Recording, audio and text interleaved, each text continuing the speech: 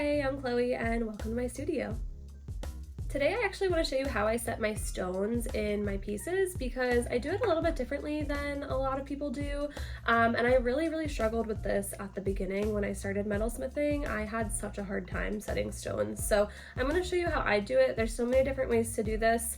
I am self-taught, so I'm not saying that my way is the right way, but it has worked for me, and knock on wood, I've only broken a couple stones here and there over the number of years that I've been metalsmithing, so take it or leave it, but this is what works for me. So this is my completed piece that we are going to set today. My first tip is a pretty common one, but please always test fit your stone with a piece of floss before you actually put it in without the floss, because the bezel height, you want to make sure it's the right height. You also want to make sure you have the stone in the proper orientation. There's just like lots of things that can go wrong here. I have cut this out a couple of times in my process and I have always regretted it and ended up just trying to like pull my stone out without wrecking the bezel. So always do this.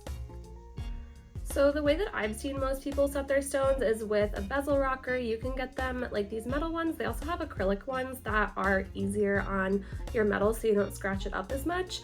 I have a really hard time with the bezel rocker because I find that I lack the wrist strength to really push it in, especially when I'm using thicker gauge of bezel wire. So what I do instead is I go a little bit unorthodox. I actually use my prong pusher and a hammer, and I hammer set my bezels. I don't think that hammer setting is unorthodox necessarily, but I do think that using the prong pusher to do it might be. So how I set my stones, I literally just come in and I take my prong pusher and my hammer and I just gently tap it.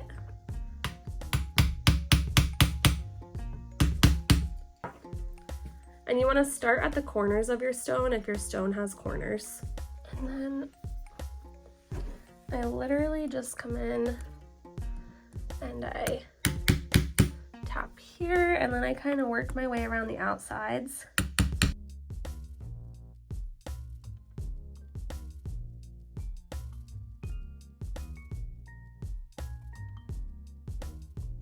And then as the outside gets tighter and closer up to the stone, I start moving up a little higher. So previously I was kind of tapping in this way, and now I'm like tapping up on the top right here to really get it nice and tight around the stone.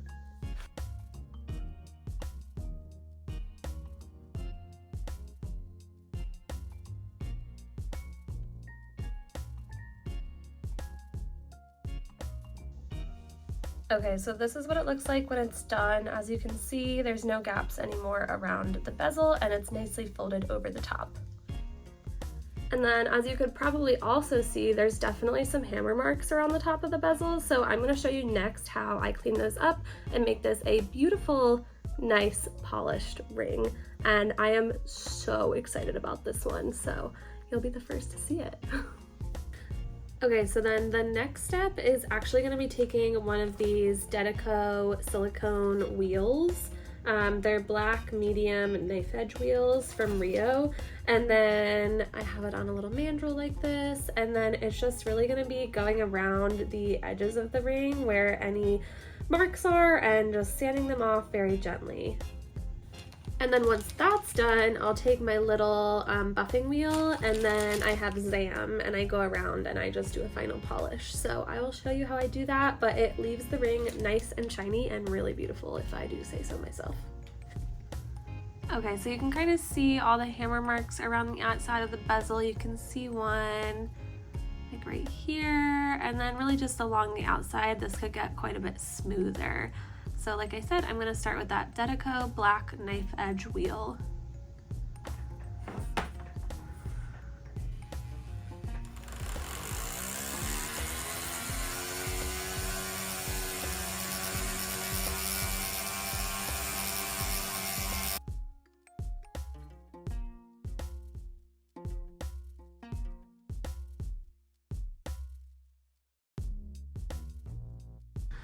And then once you have that all nice and smoothed out, you're gonna switch over to your other wheel, and then you just apply some Zam to it like this.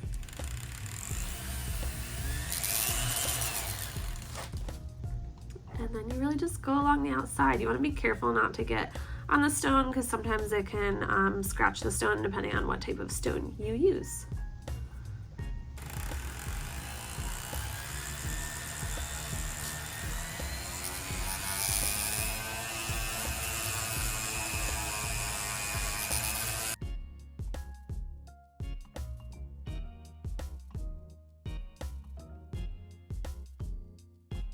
And then look how shiny that is. So there are going to be black marks left on from the zam, as you can see around here. All you have to do is use some dish soap or some hand soap and a very, very fine, like gentle bristle toothbrush, and that'll come right off. So that is how I finish up my bezels. I did want to note that you probably shouldn't hammer set bezels that way if you're using really soft stones. So I have chipped stones like opals before attempting to set it that way. You might still just want to use your bezel pusher and go really slowly and do it that way, or another just like really, really gentle method. But that has worked for me with all of my jaspers and a bunch of different stones that I've tried. So as long as you're not using a super soft stone, you should be okay. And as long as you're not hammering like too hard either. I hope that you enjoyed this video, and if you liked it, it would really help my channel grow if you like and subscribe down below. Thank you. See you for the next one.